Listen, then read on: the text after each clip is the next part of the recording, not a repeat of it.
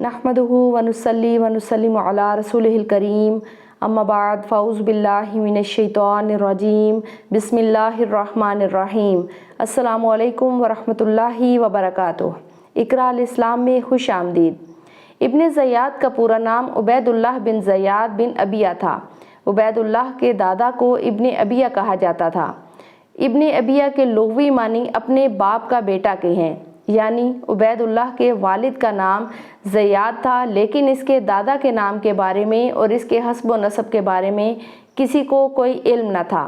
इसलिए उबैदुल्लाह इब्न ज़ियाद के दादा को लोग इब्न अबिया कहकर पुकारते थे, यानी ज़ियाद को लोग अपने बाप का बेटा कहा करते थे। चूँकि दौरे जाहिलियत में इसकी माँ समिया हारिस बिन कल्दा तबीब की लोंडी थी, जिसके कई आदमियों से ताल्लुक़ थे, तो इसको मालूम ना हो सका कि इसका ये बेटा किस आदमी की औलाद है। मुतअद्दद अफराद इसके बाप होने के दावेदार थे। समिया एक ईरानी कनीज़ थी और रूमी ग़ुलाम उबैद सक़फ़ी की बीवी थी, मगर इसके कई मर्दों से ताल्लुकात थे, इसलिए इसके इस बेटे के वालिद का नाम मालूम नहीं, और इसीलिए ज़ियाद को ज़ियाद इब्न अबिया अपने बाप का बेटा ज़ियाद, ज़ियाद इब्न उम्मा अपनी माँ का बेटा ज़ियाद और ज़ियाद इब्न समिया कहा जाता है। उबैदुल्लाह इब्न ज़ियाद की कुनियत अबू हज़स थी और इसकी माँ का नाम मरजाना था। लोग इसको ताना देने के लिए इब्न मरजाना भी कहा करते थे। तारीख़ कामिल इब्न असीर। उबैदुल्लाह इब्न ज़ियाद एक बेरहम, बेबाक और सख्त मिजाज इंसान था।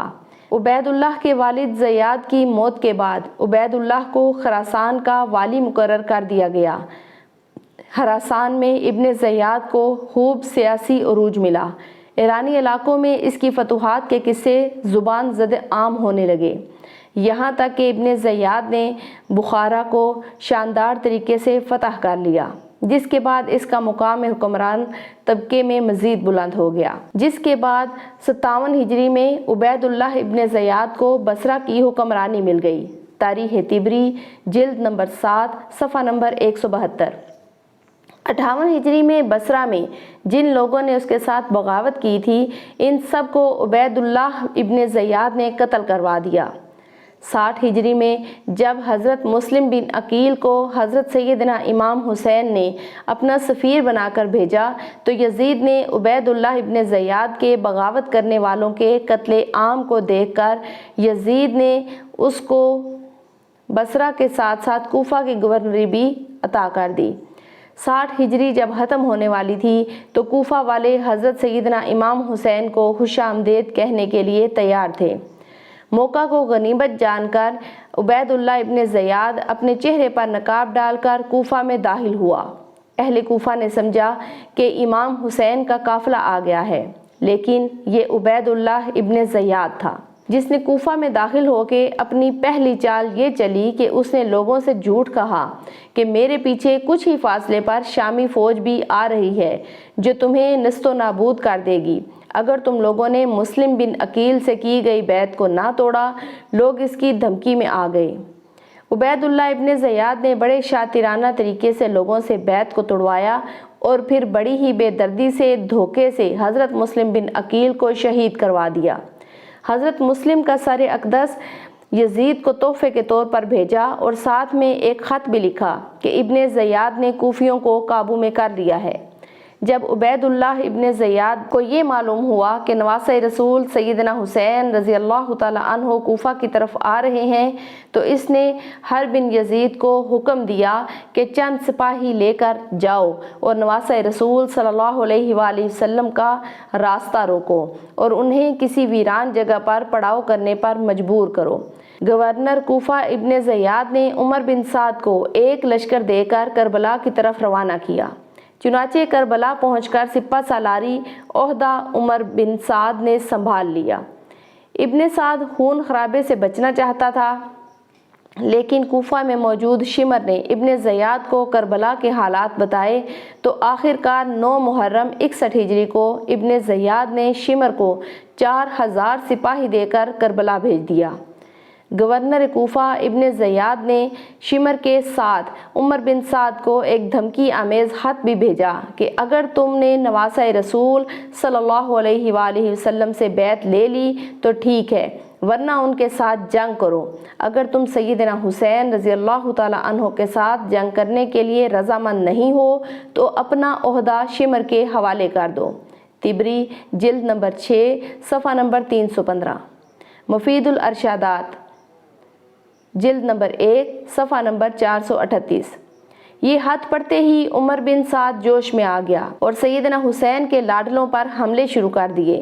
چنانچہ عبید اللہ ابن زیاد کے حکم کے مطابق کربلا کا پرسوز واقعہ وقوع پذیر ہوا اور خاندان اہل بیت کو قیدی بنا کر اور 72 سروں کو نیزوں پر ڈھال کر فوج کوفہ ابن زیاد کے دربار پہنچ گئی۔ اہل بیت پیغمبر صلی اللہ علیہ وآلہ وسلم کو اسیری کی حالت میں کوفہ لانا ایسے واقعات میں سے ہے جسے تاریخ و حدیث کی کتب میں ذکر کیا گیا ہے۔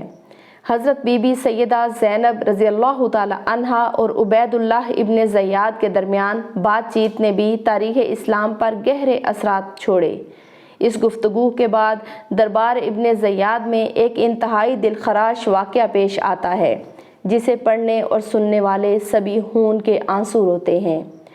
وہ واقعہ اس طرح ہے کہ لعین ابن زیاد کے سامنے جب سر مقدس سیدنا حسین رضی اللہ تعالی عنہ پیش کیا گیا تو اس نے نواسۂ رسول کے لبوں پر اپنی چھڑی سے ضربیں ماری۔ صحیح بخاری کی حدیث نمبر 3748 اور جامع ترمذی کی حدیث نمبر 3778 میں یہ واقعہ اس طرح سے بیان کیا گیا ہے کہ حضرت انس بن مالک روایت کرتے ہیں کہ میں ابن زیاد کے دربار میں بیٹھا ہوا تھا کہ جب سروں کو گورنر عبید اللہ ابن زیاد کو پیش کیا گیا تو اس نے چھڑی کے ساتھ سیدنا امام حسین کے لبوں اور دانتوں پر چھڑی ماری۔ بدبخت نے سیدنا حسین رضی اللہ تعالی عنہ کی شان میں گستاخانہ الفاظ بھی بولے، ایسا نہ کر، یہ وہی حسین ہیں جو رسول اللہ صلی اللہ علیہ وآلہ وسلم سے بہت مشابہت رکھتے ہیں۔ ایک روایت کے مطابق وہاں صحابی حضرت زید بن ارقم بھی موجود تھے۔ جب ابن زیاد نے مولا حسین کی ناک میں چھڑی ماری اور آپ کے پیارے لبوں پر ضرب ماری تو حضرت زید بن ارقم روتے ہوئے کہنے لگے، خدا کے لیے اس چھڑی کو ان ہونٹوں سے ہٹا لو۔ خدا کی قسم، میں نے بہت مرتبہ رسول اللہ صلی اللہ علیہ وآلہ وسلم کو ان لبوں پر بوسہ دیتے ہوئے دیکھا ہے۔ ابن زیاد یہ سن کر حضرت زید بن ارقم پر چلایا اور کہنے لگا کہ بوڑھے، تمہاری عقل زائل ہے، نکل جاؤ دربار سے ورنہ میں تمہاری گردن اڑا دوں گا۔ چنانچہ واقعہ کربلا کے بعد یزید کی حکومت تک عبید اللہ ابن زیاد بصرہ اور کوفہ کا گورنر رہا۔ 3 سال بعد جب یزید کی موت ہوئی تو عبید اللہ ابن زیاد نے بصرہ اور کوفیوں سے مطالبہ کیا کہ جب تک یزید کے جانشین کا فیصلہ نہ ہو جائے تم لوگ میری بیعت کر لو۔ بصرہ کے لوگوں نے بیعت کر لی لیکن کوفہ والوں نے تب بیعت نہ کی۔ پھر ابن زیاد مروان کے لوگوں سے بیعت لینے کی غرض سے دمشق کی مہم پر روانہ ہوا۔ وہاں پر ابن زیاد نے مروانیوں کی سربراہی کرتے ہوئے ضحاک بن قیس کو شکست دی۔ چنانچہ مروان کی حکومت قائم ہوئی تو ابن زیاد دمشق میں ہی رہا۔ مروان کی حکومت میں ہی سلیمان بن سرد خزاعی نے توابین قائم کیا جو کہ کوفے کے توبہ کرنے والوں پر مشتمل تھے جو نواسۂ رسول حضرت امام حسین رضی اللہ تعالی عنہ کی شہادت کا بدلہ لینا چاہتے تھے۔ مروان نے ابن زیاد کو ہی توابین کے مقابلے کے لیے بھیجا۔ 65 قمری میں مروان مر گیا لیکن ابن زیاد نے کوشش جاری رکھتے ہوئے توابین کو شکست دے دی۔ پھر ابن زیاد جزیرہ کے علاقوں پر حکومت جمانے کی کوشش کرتا رہا۔ اس نے مختار عاملین کے تابع موصل پر حملہ بول دیا۔ جب مختار ثقفی کو اس حملے کے بارے میں پتہ چلا تو اس نے اپنی فوج کو ابن زیاد کے خلاف جنگ کرنے کے لیے بھیجا۔ اس کی فوج نے ابن زیاد کو شکست دے دی۔ مختار ثقفی وہ انسان تھے جنہوں نے قسم کھائی تھی کہ جو بھی کربلا میں نواسۂ رسول سیدنا حسین رضی اللہ تعالی عنہ کے قتل میں ملوث ہے، میں ان کو چن چن کر جب تک نہ مار لوں گا تب تک مجھے سکون نہیں ملے گا۔ چنانچہ مختار ثقفی کے لشکر کی کامیابی کے بعد ابن زیاد نے بدلہ لینے کے لیے ان پر حملہ کیا۔ جبکہ اس بار مختار ثقفی نے ابن زیاد کے مقابلے کے لیے ابراہیم بن مالک اشتراء کو بھیجا۔ چنانچہ دریائے خازر کے ساحل کے نزدیک موصل سے 5 فرسخ کے فاصلے پر عراقیوں اور شامیوں کی بہت بڑی جنگ ہوئی، جس میں محرم 67 ہجری کو ابن زیاد نے شکست کھائی۔ جہاں پر ابن زیاد کا قتل ہوا، عبید اللہ ابن زیاد اور ان کے ساتھیوں کے سر تن سے جدا کر کے مختار ثقفی کے پاس بھیجے گئے، جن کو عبرت حاصل کرنے کے لیے ایک مسجد میں ایک قطار میں رکھا گیا۔ اب یہاں ابن زیاد کے سر کے ساتھ ایک نہایت غیر معمولی واقعہ پیش آتا ہے کہ جس کو سن کر آج بھی دشمنان اہل بیت کانپ اٹھتے ہیں۔ یہ واقعہ جامع ترمذی میں 3780 پر درج ہے۔ حضرت عمارہ بن عمیر تابعی بیان کرتے ہیں کہ جب مختار ثقفی کی فوج کی جانب سے جنگ کے بعد یزید کے عراقی گورنر عبید اللہ ابن زیاد اور اس کے ساتھیوں کے سر کاٹ کر لائے گئے تو ان کے سروں کو ایک قطار میں مسجد میں لوگوں کی عبرت کے لیے رکھ دیا گیا۔ حضرت عمارہ فرماتے ہیں کہ جب میں مسجد میں پہنچا تو لوگ کسی خوفناک شے کو دیکھ کر کہہ رہے تھے، وہ آیا، وہ آیا۔ اچانک میں نے دیکھا کہ ایک سانپ جو سروں کے درمیان سے گزرتا ہوا عبید اللہ ابن زیاد کے نتنوں میں گھس گیا اور تھوڑی دیر اس کے سر میں رکا، پھر منہ سے نکل کر غائب ہو گیا۔ کچھ دیر بعد دوبارہ شور برپا ہوا، وہ آیا، وہ آیا۔ حضرت عمارہ تابعی فرماتے ہیں کہ اس طرح اس سانپ نے 2 یا 3 بار یہ عمل دہرایا۔ اسناد صحیح جامع ترمذی 3780۔ اے اللہ پاک ہم سے اہل بیت کے بغض کو اور اہل بیت کا بغض رکھنے والوں کو ہمیشہ ہمیشہ کے لیے دور فرما دے۔ ہم نبی آخر الزمان حضرت محمد صلی اللہ علیہ وآلہ وسلم اور ان کی پاک آل پر جان نثار کرنے والے بن جائیں۔ کمنٹ میں آمین لکھ کر دعاؤں میں ضرور شامل ہوا کریں۔ جزاک اللہ خیرا کثیرا وآخر دعوانا ان الحمد للہ رب العالمین۔